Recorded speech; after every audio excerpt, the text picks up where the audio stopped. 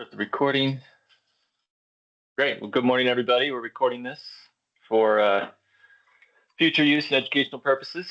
And I'll go ahead and stop the recording for the Q&A time so that if people want to bring questions up, they don't have to feel like they're being recorded.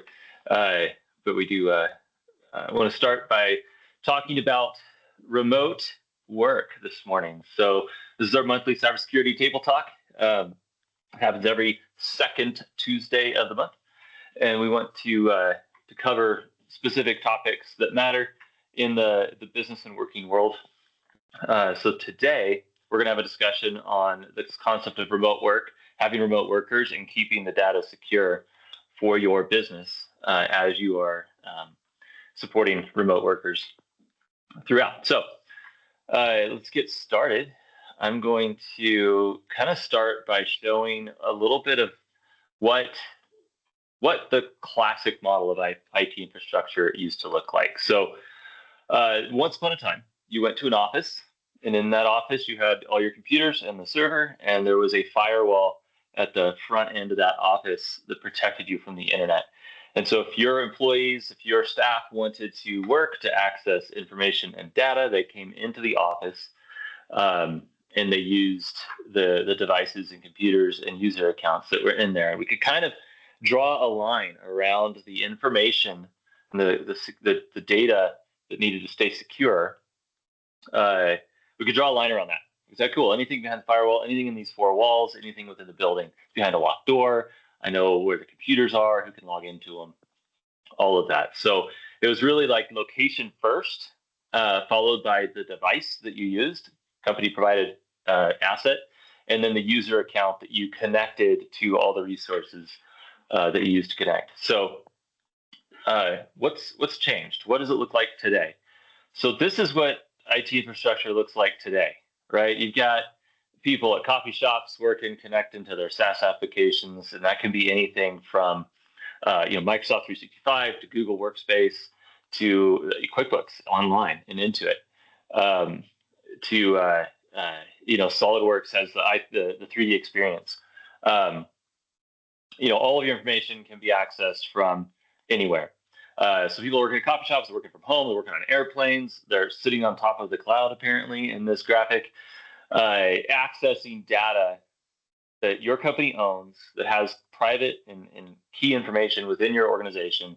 They're accessing it from anywhere and often from any device. And so the question is, where do we draw that circle? Like, where do we surround the content of data? Where's our wall? Where's our protection boundary? The reason that's changed is, again, we've gone to cloud computing, so that's the name of the game. So we're starting a lot of small companies. So clients that come to us, they're about to start a company, they got 10 people, they're ready to kick off and launch, they just need the IT infrastructure built, and they are completely cloud-based. So there is no building, there's no office, there's oftentimes no company-owned assets and devices yet, no computers for people to work from. They're like, we got 10 people, we want to start, we're a startup, we want to get going and start making calls and sales and doing production and delivering. What do we do? And we don't have an office. We don't want an office. We want to work from everybody everywhere because I've got my CFO in California and my CEOs in Seattle and our production officers in Boise. And so everything is completely cloud-based for a lot of, especially new organizations starting up. All the all the software we used to install on our computers and use store the database on our servers, that's all cloud-based now. You log into a web browser from anywhere, you log in with your credential, you get access to it. You don't have to be in an office anymore. You don't even have to work from a company-owned device. And of course, obviously in the last 4 years, mobile or remote workforce has skyrocketed and is more so the norm now than the alternative. I happen to have come into the office today, but I usually don't. I usually work from my home office or from my car, oftentimes around between meetings. So that is what's changed. So now modern IT infrastructure looks a little bit like this. And this is a kind of a messy graphic. And I apologize. All my graphics are going to be Microsoft heavy in logo and insignia, just because most of our work and computing infrastructure is built in Microsoft. But this applies to Google, Google Workspaces as well.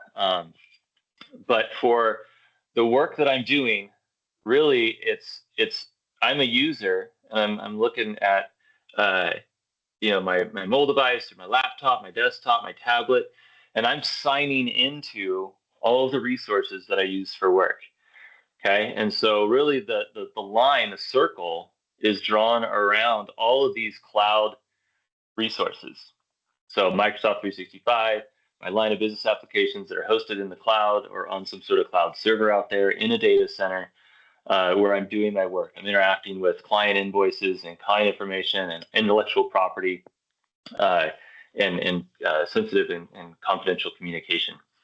So the entry point really, so you, in my little circle here, the building's gone. Like the building's just out of the circle. It's not really where we want to consider most of our security, because even if you have, and most of our clients have a physical location, that's still the case. People come to work, there's collaboration, all of that. But really, it's just an internet connection. They come to the office for a fast internet connection, Wi-Fi, in a break room, but all the information is in the same place it was when they worked from home. It's in the cloud. It's in on the internet. So we got to draw a line around all the resources that we have in the cloud, and that protection point, the entry point for all of this, is this one moment where the user signs in, where they enter their credential, and hopefully a few more steps to get access to that information. They're not walking through a door. They're not opening up a company-owned laptop. They are signing in to a portal or an application with their credential. So when we're looking at this concepts of a modern model IT infrastructure, what are the things we have to consider? Well, the very first and most important thing is the identity of the user and that entry point. Okay, so here password management matters, and this is a big point of contention oftentimes for people who have been in business for a long time, who have had credentials for a long time, who have been computing for a long time. It's like, well, I've used the same password for 15 years. I've never been hacked. Why do I change it now? Why do I have to keep changing it? Or why do I have to use a different password? And the reality is like the ease of your credential and the password with which you use to log in is so hackable. Like really any password of any length, after some point in time, a computer can try and figure out and probably get there. And so if you're using the same password for your online customer relationship management software that contains all the private information, your customer information, that you're using for your invoicing software, that you're using for your bank, and that you're using for Netflix, you have a problem.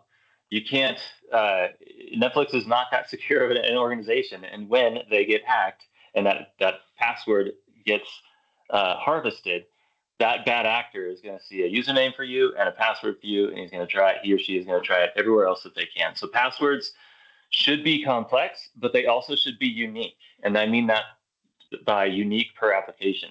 So I've got a different password for my Microsoft login than I do for my bank login, than I do for my online IT support software, my ticket management software, and all the software that I use for my business. All my passwords are different.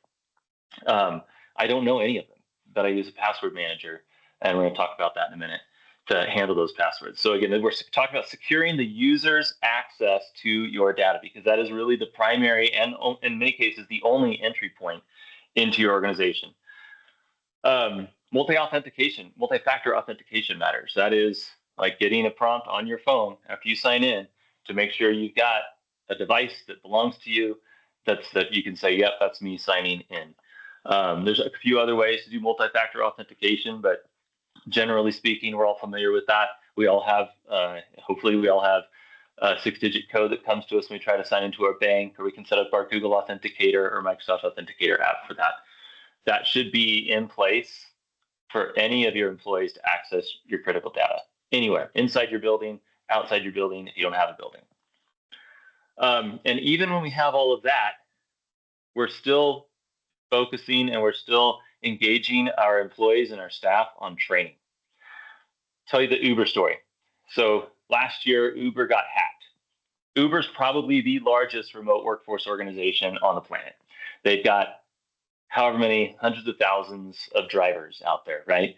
And if you've ever been an Uber driver or used the Uber app, the only access they get on that app They've done this really well. Everyone's bring your own device, bring your own phone, just download our app. And they're only going to give you information on the app that you need. It's the pickup location, the destination, and the person's name and photo. That's it. They don't have any financial information. You don't have any other information about the rider's account or the driver's account, any of that. So their application's super locked down for these hundreds of thousands of people that they just say, grab a car, grab a phone, and go start talking people around. Problem is, their executive staff aren't locked down. Their executive staff that are running like Uber corporate have access to everything. They have access to their financials, to their clients, to their drivers. They have access to all the app, the code, the development, all that stuff, right? And that is where the training broke down. They don't have to train their drivers because they've locked down the information they have, but their executive staff and their development team and the corporate staff lacked training last year because they got hacked when somebody got I think it was a CFO. Someone could probably look up the story, but it was an executive level, and they got their password, so they were able to log in. And every time they got that multi-factor authentication prompt, right? So they had a password, they had multi-factor authentication,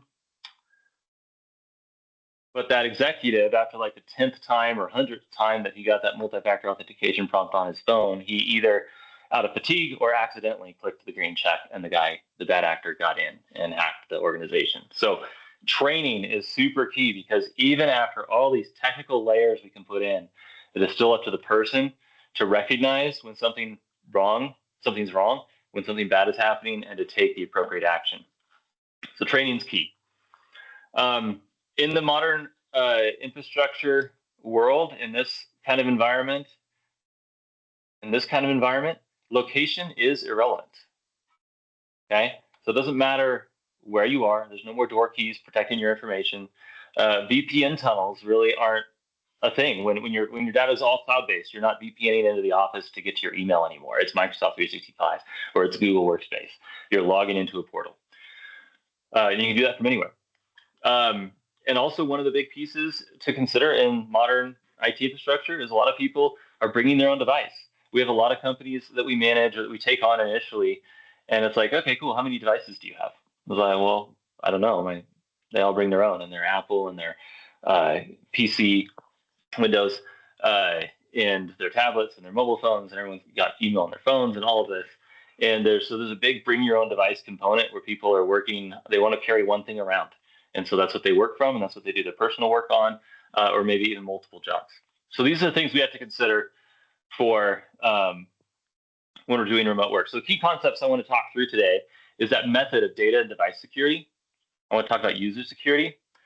We want to talk about data loss prevention, and I'll go more into that later, and then, of course, user training. So the three methods of data and device security that we can look at when we're doing remote work is kind of the simplest and cheapest, but the most difficult to manage and keep secure, is this idea of bring your own device. Okay, and so this is the idea similar to, and Uber does this well on that front when they're looking at drivers bringing their own device. They lock everything down. Like, you only get access to those three pieces of information, and that's it, nothing else. That's a great way to handle bring your own device. The moment you let people log into SharePoint sites or Box.com or Google Drive, they can download things to their device. They have access to a lot of information, all of that. Then you are at the mercy of policy enforcement.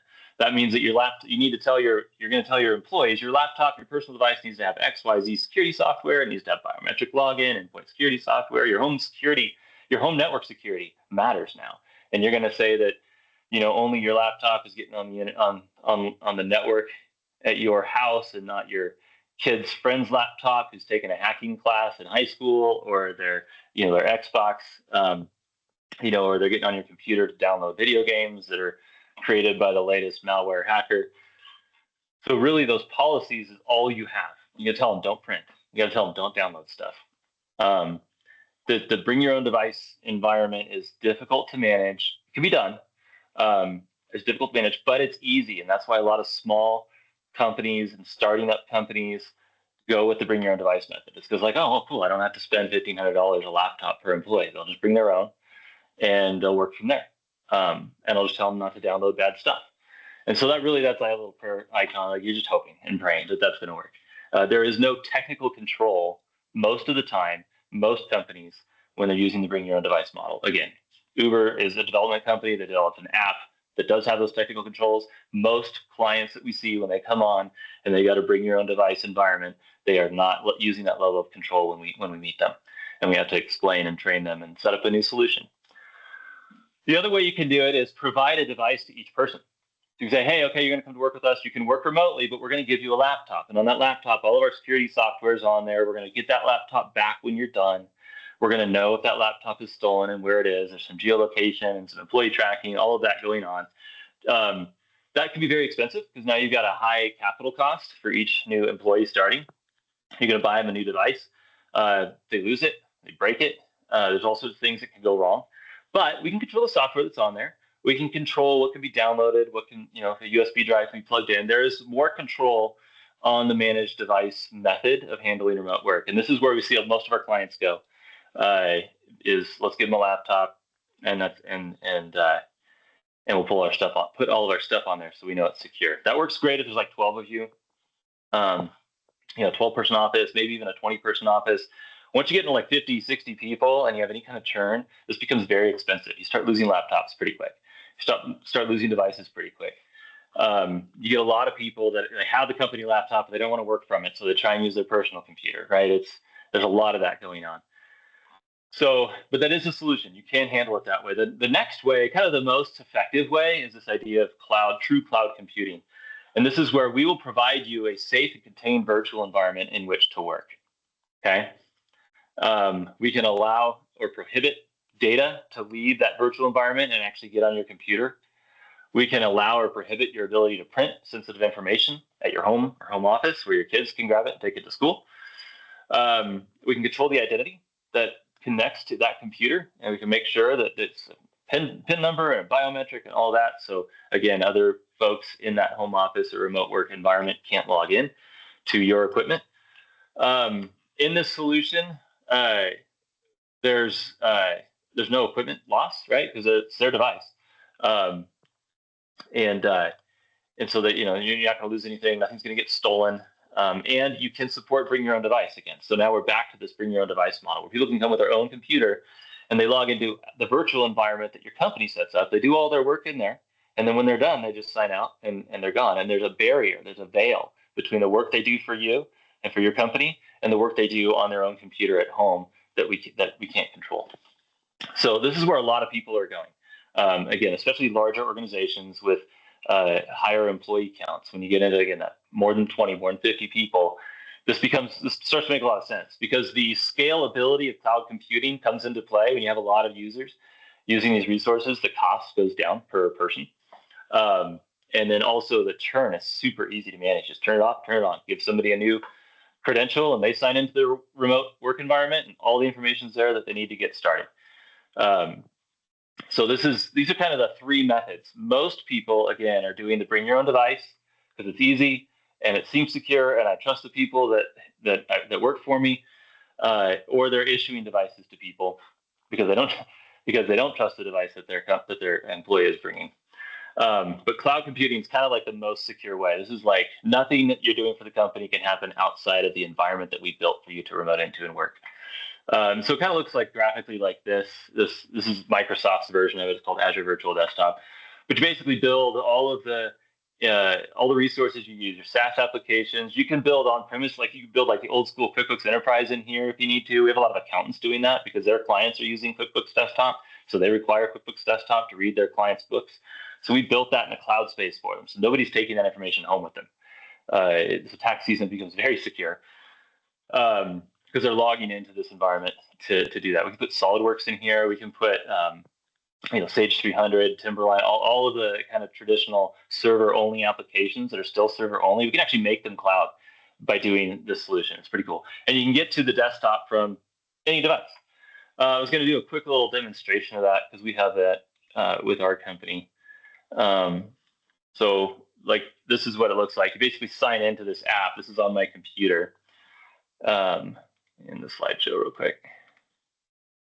And then this is our production remote desktop space. I'm just going to jump on here. and it's going to prompt me for a password, just like that. And I'm going to sign into it. I did this 3 times before the webinar started, so if it doesn't work, it's just because it's tested never to work live. There we go. So you can see it's launching this desktop that's remote. And people, you guys have probably worked like this before. I mean, companies have been doing this for a long time. Having remote computing. The key about this is it completely exists in Microsoft's data center within Microsoft 365. So it's completely integrated. It's extremely easy to turn off and on. It's extremely easy to scale and create more and more of these hosts for people to sign into and grow in capacity with your staff needs. And again, you can load any application on here. So we have all of our kind of the applications that we use for our business are loaded in here. So that's, kind of again, it's not novel from the perspective of the user because people have been doing this for years. But it's novel from a management perspective, how easy it is. You used to have to be a massive enterprise corporation with big server stacks to build this kind of environment. And now I can turn on one for like 1 or 2 people to use, or I can turn on 50 for 100 people to use. It's very, very scalable. So let's see if I can run this from Live. Perfect. So that was my example. So the other piece we want to talk about is user security. So again, we want to make sure that passwords are secure. It's really important with remote work. It's important always. If you've ever been in a webinar with me, I've always said have complex managed passwords. It is my, just the refrain I continue to play. Please don't use passwords that you can remember. Please use passwords that requires a software tool to record and input those passwords. It's so easy to use now. It goes on your mobile device. It goes on your browser. It goes on your Windows computer. We use 1Password. It's one I recommend. It's got a cool business solution, business offering. I had a client ask me earlier today what a good password solution is. 1Password's a great one. You can talk to you can either schedule time with me or talk to one of your chief information officers with Velox about that. Multi-factor authentication. Again, everyone should be using this for every piece of information that they access for your company. And I have in parentheses here, especially the boss. Now, I'm the boss. I happen to own the company that I work for. And I have submitted myself to these things. I have a whole security team, and they're always on me. Like, you got to do it. You got to do it like everybody else. I'm like, of course. Because we have clients who we're like, okay, we need good password management. We need good multi-factor authentication. And the owner of the company or the C-suite, they're like, great, do that for everybody, but we're smart enough, we're not going to get hacked. And it makes my job too hard. That's a problem because these are the people who are the largest vulnerability for the organization. They are the most important people to be following the procedures and the protocols that your company sets up. So if there's anyone out there, this is a public service announcement, if there's anyone out there that's like, yep, I'm doing this for my employees, but I still know my password and it's the same one I use to log into Netflix, you're doing it wrong. You cannot be the one that is going to cripple your company if you get hacked. So just saying that. Data loss prevention. Again, this is a little bit more advanced and technical, so I don't want to go into this here in the context of this webinar, but there are policies that you can put in place with most of your applications, your SaaS applications that you're using online, as well as Microsoft and Google Workspaces, Microsoft 365, that say, okay, I'm gonna protect specific data within my organization and make sure that it can't get emailed out to people. It can't get downloaded to people's computers. It can't get printed. It can't get sent out. It can't get shared with other departments in the organization. Really, really important when you're going to remote work that you understand where your data can go. Because it used to be you could at least see if someone's going to plug a USB drive into their computer and walk out with information. You can't see that now. Oftentimes it's happening unintentionally. People are downloading stuff to work on it. It's faster or whatever. They want to make sure there's another copy. They can't find it in their Windows Explorer, so they download it locally. And now that piece of information is on their computer. If it's a personal device, that can go anywhere. They're printing stuff out because they want to read it on paper instead of reading it on the screen. And then, their kid gets a hold of it, takes it to school, or their kid's friend. So you have to be really careful with this. And there's a whole, we have kind of a template. It's just like we just got to fortify the Microsoft 365 environment to protect for this data loss prevention, to make sure we know where data is going, what data can be moved, and what can't. Because the moment it gets out of your environment and onto someone's personal device, I have a little picture there, the hacker can just kind of suck that off if it's not secure enough. And finally, user training. This is big. Okay, remember that graphic I showed earlier? We drew a line around all your information, and the only way in was through the user's credential. Okay, training users how to protect the information is key. Do they know the language of cyber attack? Okay, are your employees, are they fulfilling requests by email only? If anyone's ever heard of the horror stories of a finance person wiring money out because the CEO asked them to via email, that's a problem, that they were fulfilling that kind of request just off of an email. No one should be doing that. You should not be fulfilling requests like that off of just email. Are your executives and key stakeholders on board? I mentioned that a moment ago. Do you have security policies in place for your organization? The person with the most access needs to be following those same procedures. And do you have routine phishing simulations? Are we looking for emails that are trying to harvest information? Do we have awareness training? Again, going back to that, do your employees know the language of cyber attack? Do they know what key logging is? Do they know what phishing is? Do they know what spam or malware or ransomware means? We want to make sure that we're getting these training points regularly with our teams so that they're aware and looking out for potential attacks. So that's the discussion I wanted to have on remote work. I did want to highlight that on November 11th, we are having a cybersecurity workshop. So this is a community event. We're trying to get probably 80 to 100 people here, and actually have we're partnering with TDS Telecom here in Central Oregon, and they are helping us put on this cybersecurity awareness. Excuse me, November 12th. It's right on the slide, but I misspoke. It's November 12th. And that's in the afternoon at Tin Barrel. You're going to get a drink ticket. So come and enjoy hearing from Steve Mathesius. He's going to speak a little bit on cybersecurity and cyber resiliency for small businesses. And then we're actually going to go through some simulations of some attacks. And we're going to do these kind of like real live tabletop exercises where we'll get to see, we spend a lot of time preventing attacks for our clients. And so we don't get to do this very often in real life, which is great. But we also want to make sure that we are prepared and our community is prepared if your environment gets attacked. What do you do? What are the steps to mitigate the fallout, to mitigate the damage? So that is coming up on November 12th. I encourage you guys to please go on there, grab a ticket. Individual tickets are free. I'm also asking that we get a couple people to sponsor tables. And so that's helping put the event on. And that also puts the responsibility on the table sponsor to grab 8 people and say, hey, you need to learn about this. Your company needs this. Our company needs this. Let's bring the whole team. Let's get out there and let's spend an afternoon studying this and talking through this and learning some skills about cybersecurity within our business. So that is that. I'm going to pause the recording here, and I apologize. I try and stop